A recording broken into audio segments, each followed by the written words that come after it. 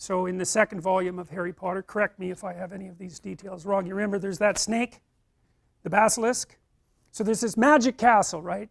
You guys have no problem with that. Magic castle, no problem. There's an orphan, he's an orphan, he goes to the magic castle to learn how to be more than normal, right? The muggles, he has a muggle family. We're not too happy with the muggle family. Like, as representatives of normal people, they have some lacks. Now, of course, the reason for that is that, well, that's what teenagers often feel about their parents, right? They feel, Jesus, these couldn't really be my parents. I must have some other parents who are like together. And those are like magical parents, right? Parents that live in the sky. And of course, Harry Potter has earthly parents. That's the muggles. And Dursley, I think, is the kid. He's a wonderful piece of work. And, you know, ill-formed, eh? Spoiled, ill-formed, selfish, very far from the ideal. He's a foil for Harry. And of course, he's appreciated and doted on, and Harry is actually punished for his virtues. Well, that's a classic story, right? To be punished for your virtues. I mean, if you look at the story, the central story in Christianity, the central story in Christianity is about someone who is precisely punished in the worst possible way for the highest possible virtues. And that's what it makes it an archetypal story, because there isn't anything more unfair than that. And so it's a limit, in a sense. It can't be worse than that. Being punished for being, you know, unworthy, it's like, yeah, well, at least makes sense. But to be punished because you have your act together and you're a good person, that's real punishment. And that's what happens to Harry. So luckily he finds out that he's magical, which is quite convenient, and off he goes to wizarding school. And you know, that's actually like going and studying the humanities. I mean, it was when they still were, you know, because it's through the humanities that you make contact with the magic of your culture, and that makes you more than merely the child of your parents, because you are more than merely the child of your parents. You're the child of nature, and you're the child of culture. And until you understand what that means, understand that you have two sets of parents, like the divine hero always has two sets of parents, you can't construe yourself properly as an individual. You're not situated properly in the world. You don't know what your responsibilities are. You can't orient your values properly, and you will suffer for that. Because, as far as I can tell, because life is so difficult, you have to do something that's truly worthwhile in order to justify it. And so, well, and that's what all these stories tell you. That's what the story of Jonah is telling you. It's like you have an ethical duty to straighten things up. And if you don't do it, you're going to be sorry. And that story is echoed everywhere. Well, now St. George, well, let's go to Harry Potter. That's what we were talking about. So he goes off to the magic castle, and he's learning to be a wizard. And he's kind of an interesting character, eh? Because he's not really good. And we find out, I think that's because, doesn't he have a piece of Voldemort in him? Isn't that what happens? Yeah. And that's what that means, is that to be good, truly good, you can't just follow rules. That's very clear in the Harry Potter story.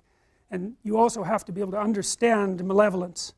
And in order to understand malevolence so that you can withstand it, you have to understand that part of you that's malevolent. Because if you don't, you're naive. And if you're naive, you're easy pickings. And so that's a Jungian idea too. And the Jungian idea is that part of personality development is to understand your shadow. And the shadow is those things about you that you do not want to admit to. And you can learn about your shadow by reading history. You know, you can read about Auschwitz. You can read about the concentration camps in Russia. And you can imagine yourself as a guard instead of as a heroic rescuer of unfortunate victims, which would be very, very unlikely. And once you can imagine yourself as a guard, which is a terrifying thing to do, then you understand something about yourself. And I actually think, and I think this is also from studying Jung, that you cannot have proper respect for yourself until you know that you're a monster. because you won't act carefully enough. You know, if you think, well, I'm a nice person, I'd never do anyone any harm, it's like, you're no saint. You can be sure of that. And the harm that you do people can come in many, many ways. And so, if you regard yourself as harmless, inoffensive, nice, well, why do you have any reason to be careful? You're like a teddy bear sitting on a shelf. Even if you throw it at someone, no one's going to get hurt. But that isn't what you're like, because you're a human being, and human beings are some vicious creatures. And there's utility in knowing that, because it's also the case, you know, in the Harry Potter series, Harry could stand up against Voldemort and understand him and speak his language because he was infected by him to some degree. A very, very interesting idea. Anyways, in the second, and the reason I'm telling you this, and this is worth thinking about, it's like, how long were each of those books? Like 500 pages? They're long, eh? And there was, how many of them? 7? And how many of them were sold? I mean, how many of you read every Harry Potter book? Right. How many of you read at least one? Okay, how many of you saw the movies? It's like, you're all in a cult. You are, I'm telling you, really, that's the truth. It's really the truth. So, in the second volume, there's this snake that's zipping around there, the basilisk, right? And it lives in the underground. That's chaos. That's chaos. And that's because wherever you are, you're on thin ice, and underneath your thin ice is chaos. And here we are in this unbelievably civilized environment, and everyone's getting along so perfectly. But you know, we've got lights, we've got electricity, the sewage system is working, no one's hungry. It's like, we can be peaceful. But if any of that fell apart, and it could easily fall apart because it's a bloody miracle it ever works at all, then the chaos that's just underneath the surface is going to come up right now. And it's useful to know that, because it makes you properly grateful. If you really understand it, it makes you properly grateful for the bloody miracle that it is that you can be here in peace. So anyways, there's this snake that's underneath the surface, and it's, you know, no joke, that thing. It's big, and it's ancient. It's always been there. And what happens if you look at it? It turns you to stone, right? It paralyzes you. Well, that's the Gorgon, that's Medusa, the woman with the head of snakes, and if you look at her, it paralyzes you. Well, what does that mean? Well, you're walking through the jungle, and a big snake appears. What do? You freeze, and no bloody wonder, because you're a prey animal, and that's what they do when they see things that are going to eat them. And so, the snake, well, lots of people still die from snake bite. And our ancestors were, and I mean our ancestors like, you know, tens of millions of years ago, when they were living in trees and weren't very big, they made a nice snack for a snake. And there's a woman named Lynn Isbell, who's an anthropologist at UCLA, who's correlated the presence of carnivorous snakes with the acuity of primate vision. And what she found was that the more snakes around, the better the primates could see. So, and we're particularly good at picking up patterns like snake camouflage in the lower half of our visual quadrant. You know, and people generally don't like snakes. You can learn to handle them, but no, snake fear appears to be innate. It's innate in chimpanzees, and it tends to increase as you age rather than decreasing. You can overcome it, but, well, my daughter had snakes, and one day her snake bit her. It was a fairly big snake, and she hadn't paid attention to it for a while, so it nailed her. And from then on, she had very difficult time grabbing the snake. It was like bitten once, you know, shy permanently. She also told me years later, she had nightmares about snakes all the time when she had a snake in her room. It's like, you know, and I think it was probably the smell. So, anyways. So, Harry Potter decides he's going to go after the basilisk, right? He's going to go out there and face the thing that he's most afraid of. So he does that. Way down in the depths. So it's like Jonah going down into the depths. And he faces the basilisk, and it bites him. And you know, that's right, because if you go down into the depths, you can get bitten. Like, it's no joke. And this is a hero story, but the thing about the hero stories, it's actually real. The thing that you're facing is actually dangerous, and even though facing it voluntarily might be your best bet, and is likely your best bet, because that's the central story of humanity, that doesn't mean you're going to succeed. It's the real thing. So anyways, he gets bitten, right? And he's going to die. Now he's rescuing Ginny.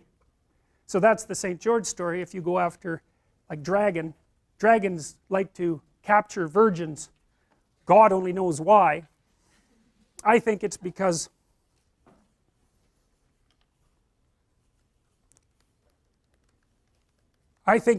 one of the things that male humans have done from the beginning of time is chase the damn predators away. And I suspect that the males from God only knows how long ago, who were particularly good at that, were rewarded with female attention, and why the hell not? So it's deeply rooted inside of us, that idea of facing the unknown and freeing the woman. So the idea there is that if you, it's a male idea in large part. I can talk about the central female myth, and I will as we proceed. The idea is that if you're the sort of person who can stand up against the unknown and the frightening, then you're also likely, if you develop into that sort of person, then you're also likely to develop into the sort of person that other people will find attractive. So, you know, and that's why Jung believed that inside the shadow was the anima, which is like a female figure. And so his idea was something like, you know, if you watch movies, there's always this beta male guy, if they're romantic movies, and he's a nice guy, and he's the friend, and, you know, the woman tells him everything, but she doesn't like him a bit. She likes the guy who's, like, got an edge, and who's capable of, I would say, mayhem, but at least of aggression. Now, that doesn't mean she wants him to be aggressive, but what it does mean is that she wants him to be able to be aggressive. That would be good. And so he's the romantic target, and so he's the person that's incorporated the shadow, and he's someone that is respectable and perhaps useful.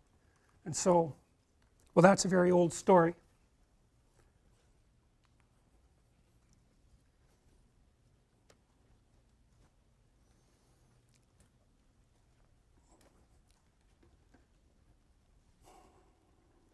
So let's think about this for a minute.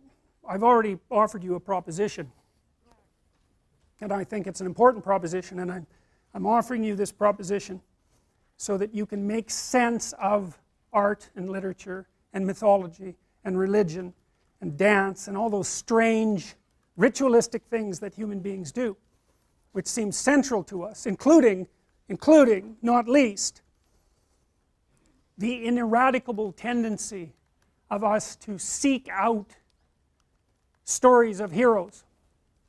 I should finish the Harry Potter story. So Harry Potter goes down there to rescue Virginia. No, it's that's not her name. What is it? Ginny, yeah. But there's a formal name for that. It's a variant of Virginia anyways, which is a variant of virgin. So, and he gets bitten. Yes, Ginevra, that's it. He gets bitten, and the bite is poison. And so there he is, dying, which doesn't seem to be so good. And then what happens? And again, you guys swallow this, it's no problem. So, what's his name, the Dumbledore character? He's got a bird, right? So he's the wise old man. He's the ruler of the castle. He's the ruler of the magic castle. He's the magic king. You know, he's like God the Father as far as Harry Potter is concerned. And he has a bird. What kind of bird is it? It's a phoenix, right? And one of the things that's very strange about a phoenix is that, well, it's immortal, but in a strange way. You know, it lives and lives, I think, 100 years, and it gets older and older, and then one day, poof, it bursts into flames and turns into an egg, and then you get a new phoenix.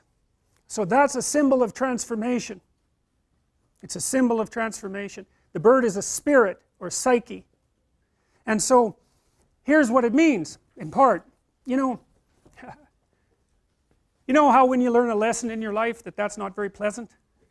Right? It's not like when you learn something important, it's the best day of your life. It's often, the importance of what you learn is often proportionate to just how wretched it is to learn it.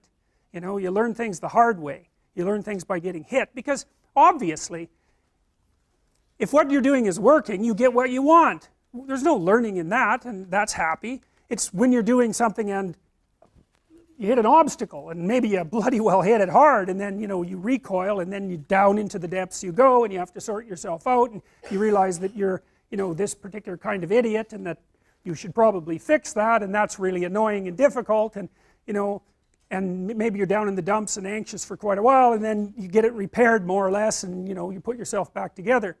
That's the phoenix. Poof, into flames, bang, egg, new you. And so that's the ability to learn. Now human beings are very strange creatures, right? Because we're very malleable compared to most animals, like grizzly bears now and grizzly bears 1,000 years ago. It's like, whatever. They're the same thing. They do the same thing. There's no transformation. But human beings, we have this massive brain, and it's a pain because it means you have to take care of human children until they're 40, and and that's a big burden.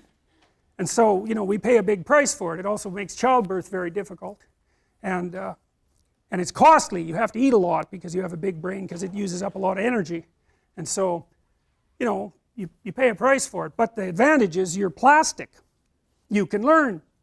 Now learning is a strange thing, because you could think of it as just acquiring more information, but you could also think of it, and this is more accurate, as finding out something that you're doing wrong, so that's sort of built into you, like a character element of your character, a presumption of your perception, or a deep habit. It's really built into you. It's a neural structure, right? It's alive, and you have to kill it because it isn't working properly. And the pain that you go through, in part, when you're suffering because you did something stupid, it's something like the neurology. I can never get this quite right. It's the pain of the death of that structure. And that can be a huge chunk of you, if you really have to go through a massive revision. It's like the person that comes out the other end might hardly be the same at all. That happens, for example, if you're trying to combat alcoholism, which is just, a wretched thing to do, because, well, all your friends are alcoholic, all your family drinks too much. The only thing you know how to do when you're socializing is to go to the bar and drink too much. And you spend like 20 hours a week on it. It's like, it's not just that you're addicted to the substance, it's like that's how you live. And so if you want to stop being an alcoholic, not only do you have to stop drinking alcohol, but you have to stop seeing all your drunk friends, and maybe you've had them for your whole life, and you have to have continual battles with your drunk family, and then you have to figure out something to do with that 20 hours that's now like hanging around your neck like an albatross. And so you have to let that whole part of your personality die, and a new part has to spring forth. And that's what the phoenix is. And the phoenix is the capacity of the person to transform. And so when Harry gets bit by the snake that freezes him, he gets seriously injured. The phoenix comes in, cries some tears in his wound. It repairs him. Bang, he's back to life. And the strange thing is that that's okay with all of the viewers. Now, why would that be? There's nothing about it that's rational. Nothing, right? Magic castle, that's not rational. Giant snake underneath it, that's a little more rational. Turning you to stone, going down there to face it, being rejuvenated by a phoenix, it's like, yeah, that's okay. We'll watch that. We'll swallow it. We'll be completely engaged in it. And the reason for that is because it's a myth. It's about how people, it's a meta story about how to act, about how to conduct yourself in the world, to face the things that you're afraid of that would otherwise paralyze you, to let the death of what is insufficient about you occur, and then to wait for the rebirth.